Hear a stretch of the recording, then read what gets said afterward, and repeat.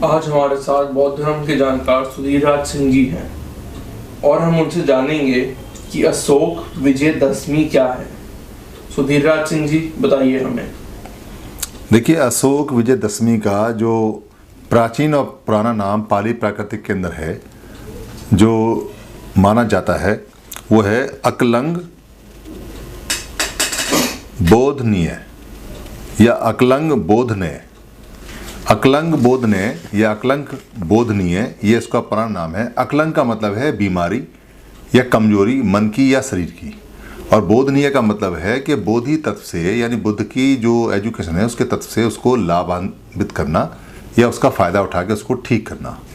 तो इसका प्राचीन नाम अकलंग और बोधनी है, जो आज तक भी अकाल बोधन के नाम से फेमस है। हिंदी में इसको अकाल बोधन बोलते हैं। अगर आप कहीं दशहरा का नाम का पर्यायवाची ढूंढेंगे तो आपको एक पर्यायवाची के नाम पे अकाल बोधन शब्द भी मिलेगा। तो अकाल बोधन, अकाल का मतलब यहाँ ऐसा नहीं है, असमय नहीं है। अकाल का मतलब अकलंग से है। अकलंग का मतलब डिसीज से, बीमारी से, तन की और मन से है। बारिश का समय लगभग समाप्त हो गया पूरी तरह से। 2 महीने जो आषाढ़ में जितने भिक्खु थे जो बस्सावास को जाते हैं, घर पूरी तरह से बंद हो जाते हैं, काम बंद हो जाते हैं, उसको 2.5 महीना बीत चुका है। और अश्विन का जो शुक्ल पक्ष है, यानी अश्विन का जो चंद्रमा आगे बढ़ने लगा है रोशनी की तरफ, उसको 10 दिन होने जा रहे हैं। इन 10 दिशों के अंदर, क्योंकि समय देखिए आप कैसा है कि पवारणा का समय आ रहा है। पवारणा का मतलब है कि भिक्खुओं की विदाई का समय आ रहा है। अब पवारणा उत्सव होने वाले हैं और भिक्खु अपने अपने शिक्षा देने के काम पे जाने वाले हैं। वो बिहार छोड़ेंगे। जब वो बिहार छोड़ेंगे तो वो तैयारी कर रहे हैं, और उधर जहाँ वो रहे हैं वो जो शिक्षक हैं और ख़ास तौर से जो महिलाएं हैं, वो 10 पारमिताओं की अच्छी तरह से अभ्यास कर रही हैं, साधना कर रही हैं, प्रैक्टिस कर रही हैं उपोषित के साथ। उपोषित मतलब सिर्फ 12 बजे तक का खाना खा के, और पूरा मौन व्रत है। तो 9 दिन तक वो बारी बारी से एक एक पारमिता को पूरी तरह से तैयार करते हैं, मजबूत करते हैं उसको, क्योंकि भिक्खु जाने वाले हैं और पढ़ाई का समय पूरी तरह से चरम पे है। और भिक्खुओं के लिए चीवर जो पिछले 2.5 महीने से लगातार बुन रहे हैं, उसकी भी स्पीड आ गई, बढ़ गई है, क्योंकि उसको तैयार करना है। कौन सा चीवर है? कोई साधारण चीवर नहीं है, हथिन चीवर है। हाथ से बनाया हुआ कपड़ा है, हाथ से बनाई हुई चादर है, जो सारे भिक्खुओं को दी जाएगी। हर घर में तैयार हो रही है। तो उत्सव का उल्लास का है। उल्लास किस लिए है? क्योंकि आपने देखा होगा कि आजकल जो विपस्सना हम करते हैं, विपस्सना में 9 दिन तक अगर मौन रहते हैं और अपने मन को शुद्ध करते हैं और अपने मन को ठीक करते हैं, तो 10वें दिन स्वतः ही शरीर में से उल्लास फूटता है। तो उल्लास आने वाला है, उत्सव आने वाला है, विजयदशमी आने वाली है, 10 दिन पूरे होने वाले हैं, हथिन चीवर हमारा पूरा होने वाला है, भिक्खु आगे एजुकेशन के लिए जाने वाले हैं, और जो महिलाएं हैं हमारी खास तौर से, जिनको हम देवी बोलते हैं। देवी कौन सी महिला होती है हमारी? जो पंचशील का पालन करती है। जो महिला पंचशील का पालन करती है वो देवी है, और जो पुरुष पंचशील का पालन करता है वो देवता है। और जो देवी या देवता यानी महिला और पुरुष अगर पंचशील का पालन नहीं करते तो वो मनुष्य हैं। ऐसा पाली के अंदर मनुष्य और देवता का डिफरेंस और फर्क बताया जाता है। जो पंचशील का पालन करेगा वो देवता या देवी, और जो पंचशील का पालन नहीं करेगा वो मनुष्य कहलाए जाते हैं। तो वहाँ घर में पंचशील का पालन जोर से चल रहा है, तो सारी देवियाँ यानी जितनी भी महिलाएं हैं वो सब देवी की शक्ल में अख्तियार होकर काम को आगे बढ़ा रही हैं, और बड़ा दुर्गम काम कर रही हैं। दुर्गम काम किस लिए है? क्योंकि एक मान्यता को बढ़ाना विपस्सना के थ्रू, विपस्सना करने में अपने आप में एक दुर्गम काम है। अपने मन को साधना, अपने शरीर को साफ करना, मन को साफ करना, शरीर को साफ करना दुनिया का सबसे दुर्गम काम है। हम आपको कहें कि आप ये घर साफ कीजिए, बड़ा आसान है। हम आपको कहें ये कपड़ा साफ कीजिए, ये बड़ा आसान है। हम आपको कहें कि आप नहा लीजिए, शरीर साफ कीजिए, बड़ा आसान है। मगर मन कितनी गंदगियों से लिपटा हुआ है और कितना गंदगी से लिप्ट है, हमें नहीं पता चलता। स्वयं को पता चलता है कि वो साफ़ हो रहा है या नहीं है। बार बार भटकता है, बार बार जाता है। अच्छा खाना देख के भागेगा, कोई व्यभिचार देख के भागेगा, कोई शौक देख के भागेगा, कोई ऐसा काम जो करने के लिए मना किया उसे देख के भागेगा। तो उसको कंट्रोल करना और उसको शुद्ध करना सबसे दुर्गम काम है, और वो सारी देवियाँ जो पंचशील का पालन करती हैं वो कर रही हैं। तो ऐसे करके 10वें दिन उल्लास और पूरा हर्ष का वातावरण जगह जगह होता है। बहुत बड़े शहर नहीं है आज की तरह, जैसे आज टोक्यो है, आज जैसे दिल्ली है, आज जैसे न्यूयॉर्क है, आज जैसे मुंबई है, ऐसे शहर नहीं है। छोटे छोटे शहर हैं या कस्बे हैं या छोटी छोटी जगह, और सब जगह ये उल्लास का वातावरण है। और सिर्फ नेपाल और नेपाल के जो भारत का तराई वाला क्षेत्र है, जिसको हम उड़ीसा बोलते हैं या जिसको हम बिहार आज की डेट में बोलते हैं या वेस्ट बंगाल बोलते हैं, उस जगह है। भारत में पूरे में आज की डेट में मनाया जाता है, मगर वहाँ से आरंभ हुआ है, चला वहाँ से है, बना वहाँ से है पूरा। क्यों बना है? 10 पारमिताओं का बहुत ज़्यादा पालन करके आदमी अपनी पारमिताएं मजबूत करता है, अपने जीने के नियमों को मजबूत करता है। पारमिता मतलब 10 कठोर नियम जिनसे बोधिसत्व या बुद्ध बन सकता है, उन नियमों को। तो इसका एक बोधि का पखवाड़ा बनाया हुआ है। बुद्ध पाली के अंदर आता है बोधि पाक्षिक, यानी बोधि का पखवाड़ा। 15 दिन 14 दिन का पूरा पूरा बोधि पखवाड़ा इसके लिए है, क्योंकि आगे के जो 5 दिन आने वाले हैं, जो अभी 10वीं है, फिर एकादशी आएगी और फिर 14 आएगी और फिर पूर्णमासी आएगी। यानी पूर्णमासी तक उल्लास होगा, मौन व्रत टूटेगा, लोग खुशियां मनाएंगे, अच्छा अच्छा खाना खाएंगे, भिक्षुओं के लिए चीवर दान करेंगे और भिक्षुओं को पवारणा करेंगे, यानी उनको विदा करेंगे, और वो भिक्षु जाएंगे और फिर एजुकेशन चारों तरफ से फैलाएंगे, चारों तरफ उजाला होगा। तो ये भारत में चक्र हमेशा हर साल में आता है। तो इसका जो पहला नाम है, एक नाम इसका आराधनामना भी है। आराधना का मतलब अर्य धारण, यानी 4 जो सत्य हैं उनको धारण करना। अर्य धारण जिसको आराधना बोलते हैं आज की डेट में, वो भी है। और अकाल बोधन भी इसका हिंदी में है। अकाल का बोधन का मतलब आपको बताया, अक्कलंग व्याधि। एक इसका जो अब नाम चलता है, जो भारत के अंदर चलता है, वो बड़ा मशहूर नाम है, उसको बोलते हैं 10 आरा या दशहरा। 10 आरा या दशहरा। जैसे जैसे अपभ्रंश होता जाता है वैसे वैसे नाम बढ़ते जाते हैं। 10 अरिया, बेसिकली ये नाम बना हुआ है 10 अरिया। 10 अरिया का मतलब है कि 10 वो बातें जो सत्य होती हैं। अरिया आप जानते हैं, अरिया मार्ग होता है जिसमें 4 सत्य होते हैं। तो 10 अरिया, और एक अरि का मतलब शत्रु भी होता है और एक अरि का मतलब धम्मचक्र भी होता है। तो प्राकृतिक धम्मचक्र चलाने वाली 10 बातें, या 10 बातें जो आपने हरा दी हैं, या 10 बातें जो आप अपनाते हैं, ऐसे करके इसके कई सारे अपभ्रंश होते चले गए और इसका नाम दशहरा भी पड़ा।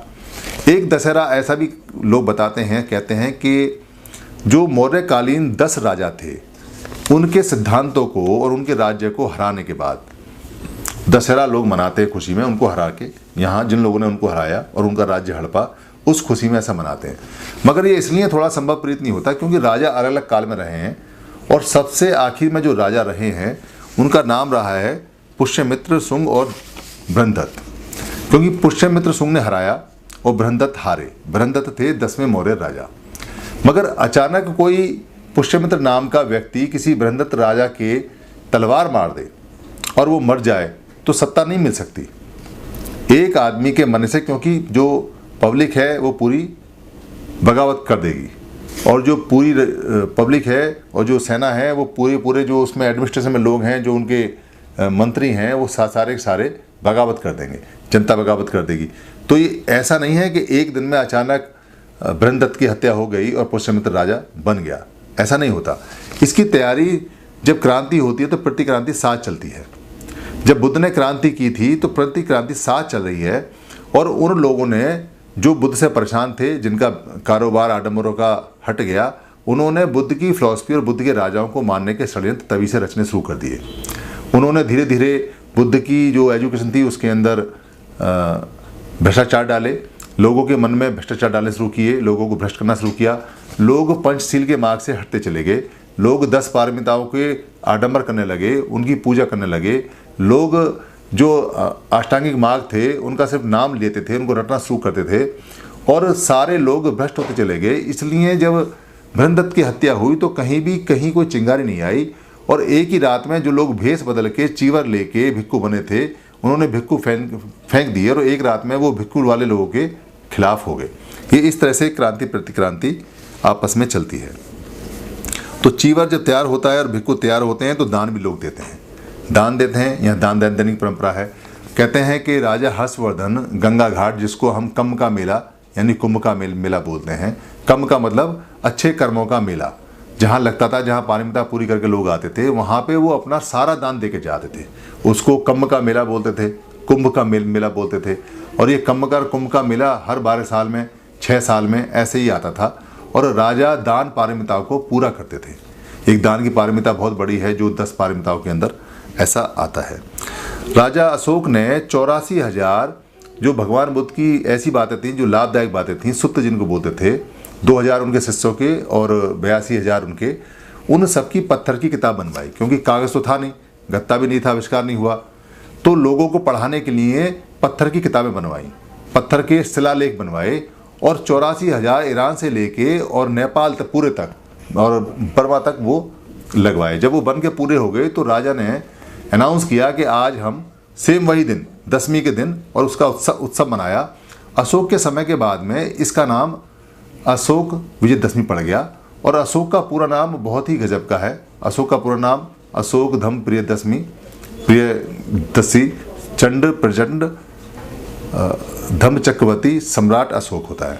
तो उसके नाम से, यानी उस राजा के नाम से इसको जाना जाता है। मगर वो राजा पहले राजा नहीं है जिनके नाम से ये जाना जाता है।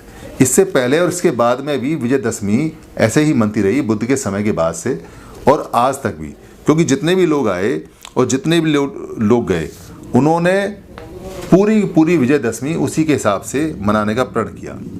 भारत में जब ब्रह्मदत्त की हत्या हुई तो भारत से धम्म चला गया, और धम्म जाते ही भारत की सोने की चिड़िया उड़ गई। भारत की जो शिक्षा थी वो उड़ गई, भारत अनपढ़ हो गया, भारत गरीब हो गया और भारत कमज़ोर हो गया, क्योंकि जो ईरान से लेके और बर्मा तक राज था वो सारा राज धीरे धीरे टुकड़ों में समेट में आ गया। और अशोक के बाद में कोई राजा ऐसा नहीं हुआ, ब्रह्मदत्त के बाद में कोई राजा ऐसा नहीं हुआ जो उस राज को बचा सके। सारे राजा जितने भी आए वो निकम्मे राजा आए, उनको राज करना आता ही नहीं था, वो कैपेबल ही नहीं थे, वो उसके लायक ही नहीं थे। सारे निकम्मे और नालायक लोग आए और उन्होंने भारत के टुकड़े टुकड़े कर दिए और भारत को हजारों टुकड़ों में मन से, तन से और ज़मीन से बांट दिया, और विदेशी लोगों का भारत के अंदर कब्जा हो गया और भारत छिन्न भिन्न सा हो गया। इसलिए धम्म में बड़ी ताकत है।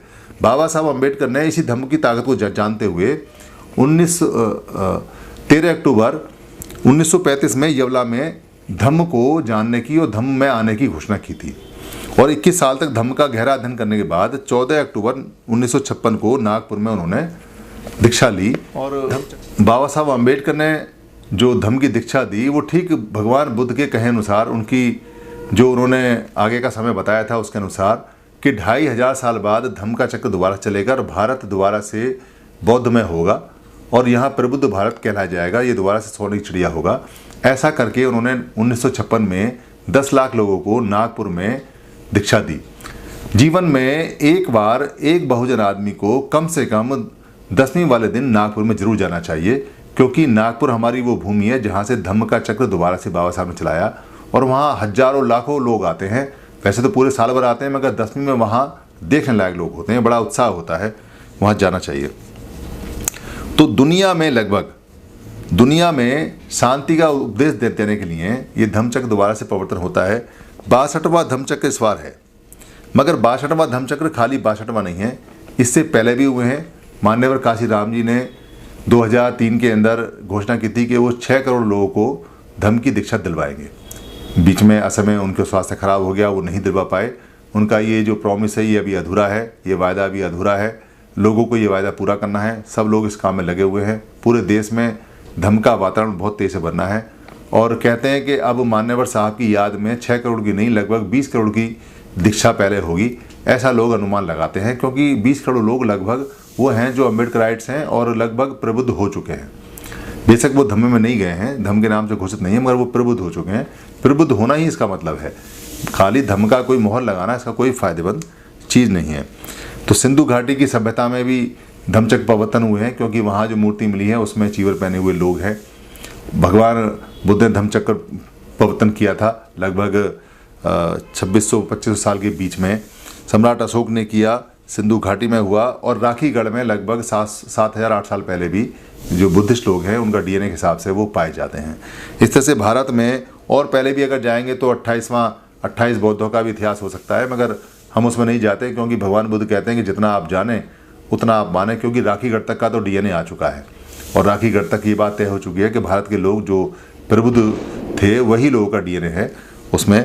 और एक धम्मचक्र आने वाला है परसों, उसकी पूरे देश को बधाई है, और ये बहुत लोगों का पहला धम्मचक्र भी हो सकता है। धन्यवाद।